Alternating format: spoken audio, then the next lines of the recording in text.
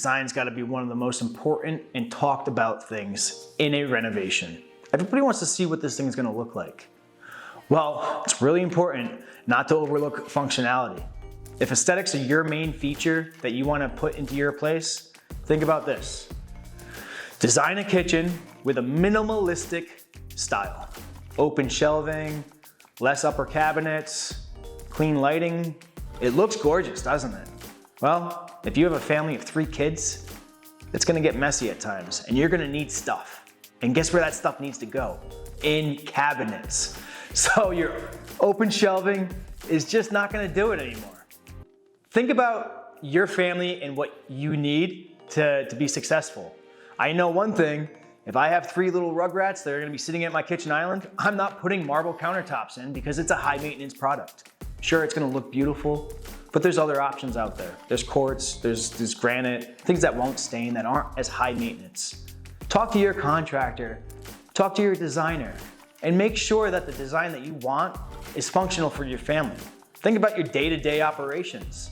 How many people are gonna be in that bathroom? Do you need a double sink vanity or is a single sink good enough? Heck, maybe we have to add a bathroom to your house because the elbow room is just a little too much. Imagine this, 1970, shag carpets are the hottest things. Guess what they used to do? Because I've ripped out a few of them. They used to put carpet leading up to the bathroom and even in the bathroom. They probably thought that was the coolest thing back in the 70s. Man, were they wrong. Aesthetically pleasing to them at that time, I'm sure it was. Otherwise, why would they do it? But the functionality behind that, man, it created so many mold problems and so many smelly bathrooms. Dude, it just blows my mind. It really does. So functionality and design, they kind of go hand in hand. Don't let one weigh out the other. Put them side by side on one of those tipping scales, and they should be balanced.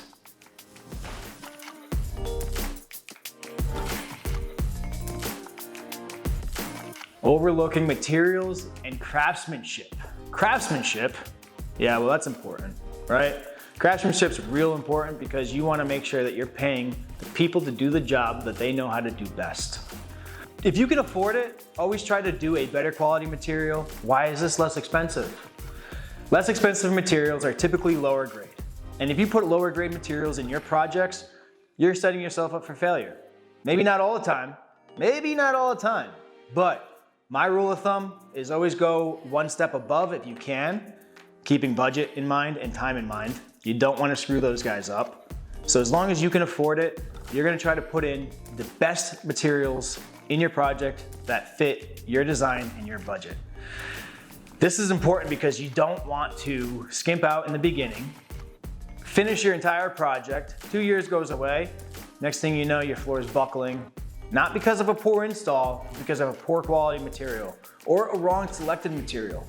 Not every material is designed for every project.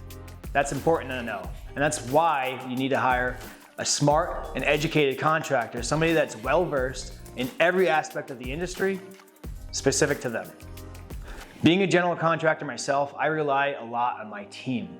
I hire a team of craftsmen. We have in-house carpenters that are experts at what they do. I don't let them tile. I make sure that my tile guy does the tiling work and that my carpenters do all of the woodwork. And that's the craftsmanship that you need to make sure you have. If you can afford it, always try to do a better quality material and a better craftsman because it's gonna lead to an excellent project and something that you'll be able to hand down to your family for generations to come.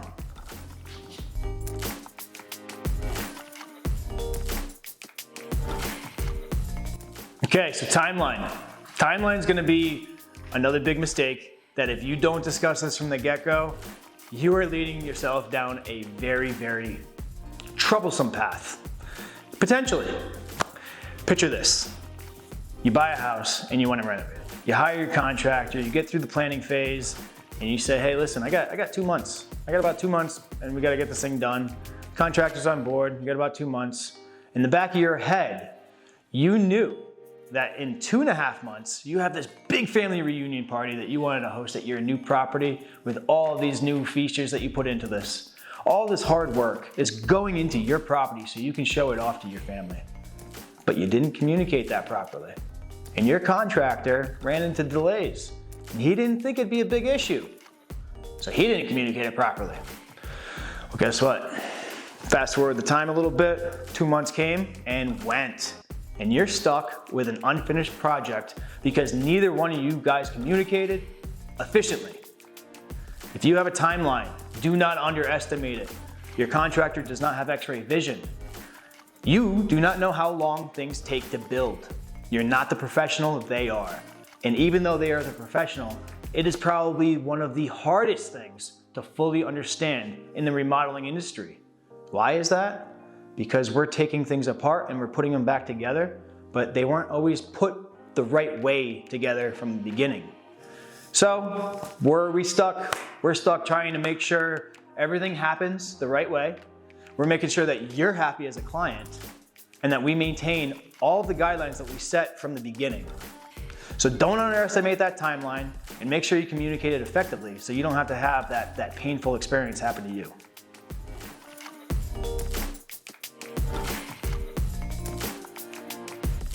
Ignoring local building codes and regulations can be one of your biggest mistakes. We're talking about the 5 biggest mistakes that you can make in a remodel or renovation. Well, this is definitely up there, guys. Right? If you ignore your local building codes, you're looking to get fines. You might even have to rework. And who knows, you're gonna end up building a bad relationship with the town that you live in. Check with your local building inspectors, your local town advisors, and make sure that your contractor understands the state and federal codes. That's very important to follow throughout this process. Worst case scenario, you get through this entire project, no permits are pulled, you didn't follow the rules, and the town has to come by to do their inspection. Say you're selling the house, right? You added a second bedroom or you remodeled a bathroom. Well, the new buyer might ask for those documents. Everything is documented through the town, and if you don't have permits pulled, all of that work is garbage. It's thrown out, it's done.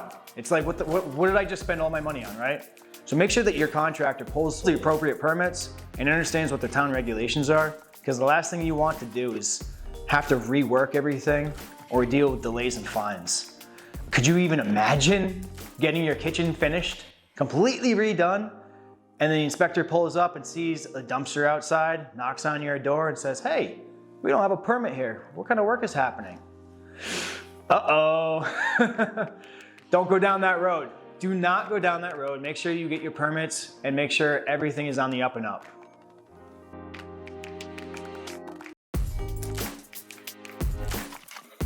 Not setting a realistic budget can be very detrimental to your project.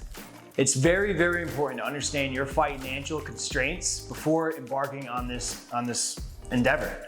What you're gonna be getting into is a lot of unknowns, especially in the remodeling world. So don't take everything at face value. The contractor will give you a good price based on their experience and scope of work and materials that you guys discussed.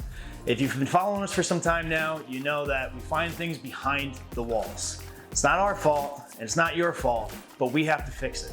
Again, when you're setting your budget, make sure that you set it realistically, make sure that you have contingencies in play, and if you're doing a very, very large project, set it in phases. That way you can break it out and you don't get overboard on one phase and not be able to finish everything else later. On this project that we're standing in, this is actually a 3-phase project. The reason we did it that way is so that 1, we could get ahead of the curve and start construction early while we wait on zoning, and 2, so we can start construction and find all of the unknowns before getting into the luxury items. I highly, highly recommend trying to phase out larger projects unless you have deep pockets and you're not really concerned, or if you have a 30-40% contingency back there. Most people don't, so it's really a personal decision.